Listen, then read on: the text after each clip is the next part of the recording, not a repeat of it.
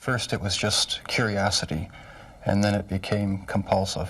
Welcome to WatchMojoUK, and today we're counting down 10 disturbing interviews with killers. He never heard you express remorse. Have you never felt it?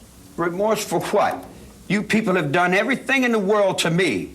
Doesn't that give me equal right? Before we begin, we publish new content every day, so be sure to subscribe to our channel and ring the bell to get notified about our latest videos.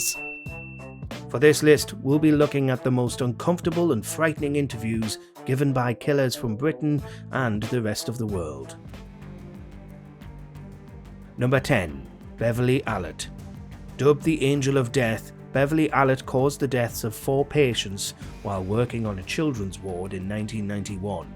She attempted to harm 13 children by administering large doses of insulin.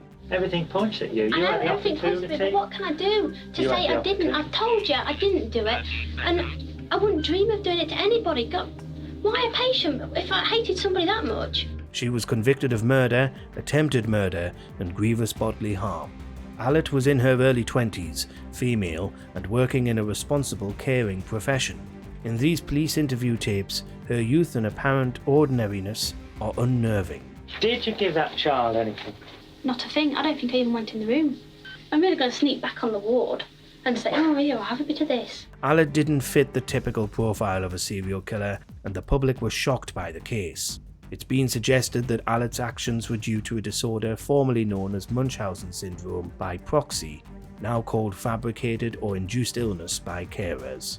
I can't bloody lie to you. I'm not going to sit here and lie to you for days on end while I get questioned. Number 9. Otis Toole. I like to say a whole city burned down. Otis Toole was an American serial killer active during the 1960s, 70s, and 80s.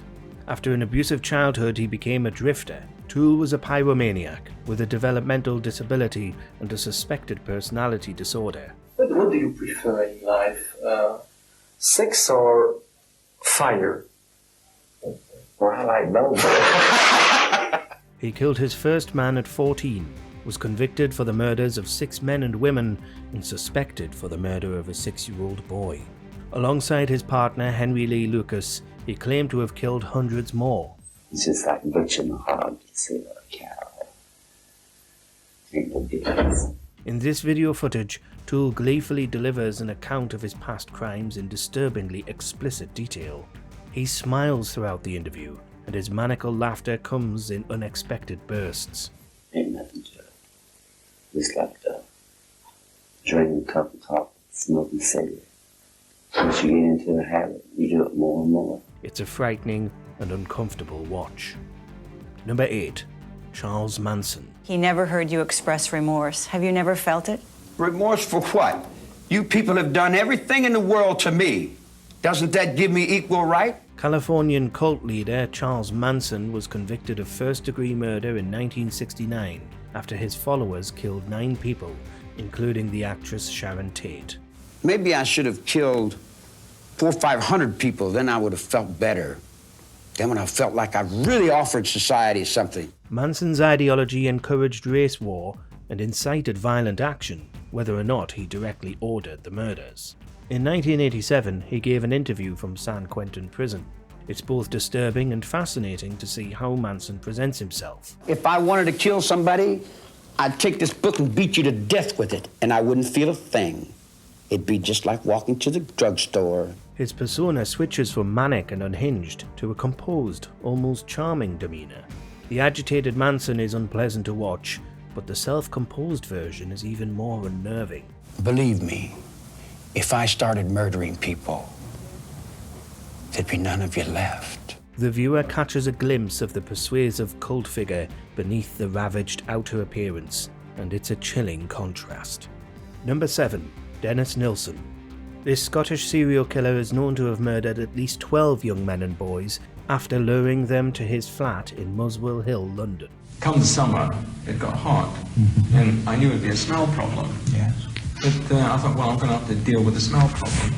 He was caught after the dismembered remains of his victims were found to be blocking the drains around his house.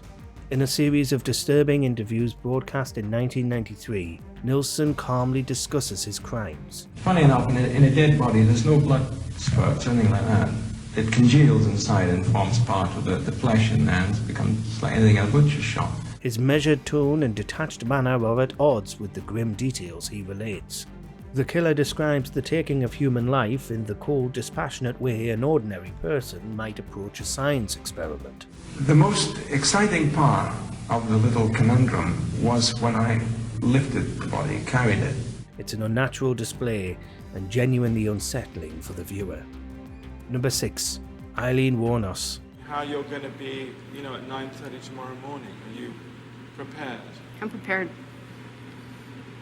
I'm all right with it. In comparison with the cold conversational discourse with Dennis Nilsson, the death row interviews with Eileen Wuornos are disturbing in a wholly different way. By the age of 22, Wuornos had made 6 attempts to end her own life. You killed 7 men. Yes, you did. did. And I'm asking you, what got you to kill the 7 men? And I'm telling you because the cops let me keep killing them, Nick. Her early childhood was characterized by assault, incest, and sexual abuse. She gave birth at 14, was made homeless, and began supporting herself through sex work. In 1989, she shot a client, allegedly in self-defense. She killed a further 6 men across a 12-month period. I'm okay. God is going to be there. Jesus Christ is going to be there. All the angels. In this interview, the day before her execution, she appears distressed and talks of the abuse she has suffered on death row itself. Wuornos had previously maintained she would take the chair over lifetime imprisonment. She was executed in 2002. 2019, a rock's supposed to hit you anyhow. You're all going to get nuked. Number 5. Jeffrey Dahmer. Did you like feeling evil? No, I didn't. But I had tried to overcome the thoughts, and it worked for a while, but eventually I gave in. In contrast to Wuornos, Jeffrey Dahmer is thought to have had a fairly normal upbringing. Nevertheless, 3 weeks after his high school graduation, he committed his first murder. Between the years of 1978 and 1991, the American serial killer murdered 17 men and boys. Could someone like you be stopped? Could you be helped? No, I was dead set on going with this compulsion. It was the only thing that gave me any satisfaction. Like Nilsson, Dahmer appears calm and unfazed in interviews, deconstructing his own crimes and psychoanalyzing himself. Dahmer's quiet and candid demeanor is confusing and disturbing when we know him to be a necrophiliac, cannibal, and murderer. His ability to present a facade of respectability to the world evidently helped Dahmer to evade scrutiny for such a long time. Were you almost flaunting it? Yes, but that's how strong the compulsion was. That's how bizarre the desire was. I wanted to keep something of the person with me. Number 4. Issei Sagawa. 読んで彼女読んだけどどうしてもやっぱり普通に話してる時はニコニコして話してて。It's difficult to understand why this confessed murderer, cannibal, and necrophiliac was able to escape justice. In fact, he lived to the age of 73, becoming an author, guest speaker, and restaurant reviewer. で、たまたまそれが肉屋さんの旦那さんと奥さんで、太って愉快な、ご主人でしたけど、動物の解体の仕方とか肉の切り方とか詳しく教えてくれました。Sagawa murdered a 25-year-old Dutch woman while living in Paris in 1981. She was shot dead, violated, and eaten. He was arrested by French police, but after 2 years was judged insane and therefore unfit to stand trial. そういうでも彼のおかげで、ロンダにエッチな気持ちっていうかセックスもちろんセックス彼女の足なんか太ももなんか見ると美味しそうだなと思って。After being extradited back to Japan, he was declared sane, and a legal loophole put him back on the streets. In 2010, he gave an interview discussing the murder. It's a thoroughly horrifying and inexplicable bit of film. 男じゃなくて綺麗な女性に殺されたい。もちろんそれはファンタジーです。Number 3. Fred West.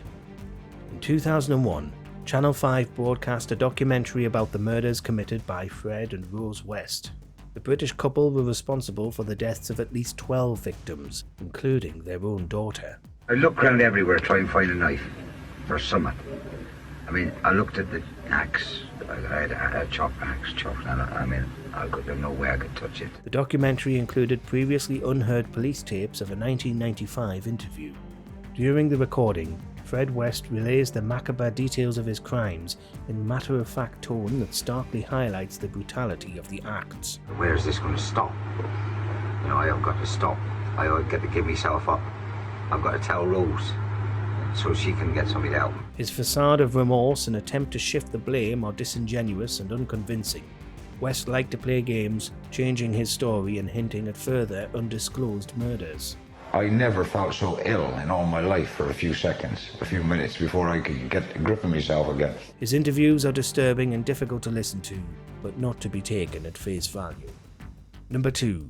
Ted Bundy. It was like coming out of some kind of horrible trance or dream. This disturbingly prolific serial killer confessed to the murders of 30 women and girls across 7 states, committed between the years of 1974 and 1978. Basically, I was a normal person.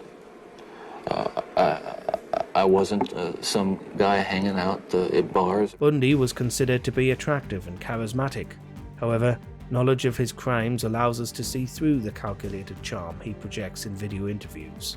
This 1989 discussion with Bundy was filmed the day before his execution. The mask still hasn't slipped. Those of us who have been so much influenced by violence in the media, in particular pornographic violence, are not some kinds of inherent monsters. His responses to questions are measured and softly delivered. He's saying all the right things, or at least what he thinks the interviewer wants to hear, but his real thoughts and emotions remain a mystery. It's scary when I think what would have happened to me if I had seen. I mean, scary enough. I mean, that I just ran into stuff outside the home. His level of control and apparent lack of real remorse is deeply unsettling. Number 1. Peter Sutcliffe. Peter Sutcliffe murdered 13 women in the north of England during the 1970s. He targeted the vulnerable, particularly sex workers who were seen as disposable by the police and the press. I hit her with a branch or something, threw her over a wall, and I climbed over the wall, and I was thinking of bumping her off, and this voice said, "Stop." In these interview tapes, the so-called Yorkshire Ripper casually discusses his murders with a bone-chilling lack of remorse.